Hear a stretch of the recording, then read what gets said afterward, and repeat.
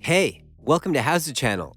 In today's tutorial, we will teach you how to create desktop shortcut for settings in Windows 11. Creating desktop shortcuts will allow you to access important files, applications, and even websites quickly and easily.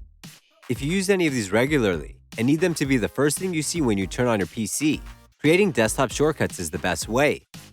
Copy the path you can find in the description box below this video. Let's create a shortcut. Right-click anywhere on your desktop. Choose New Shortcut from the list. A new window will open. Paste the address you copied earlier. Click on Next. Add shortcut name settings. Click on Finish. You have created the shortcut, and it is ready for use.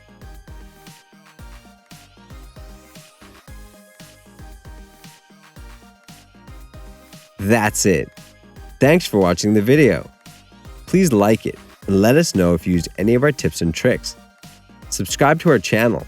We upload new tutorials every day. See ya!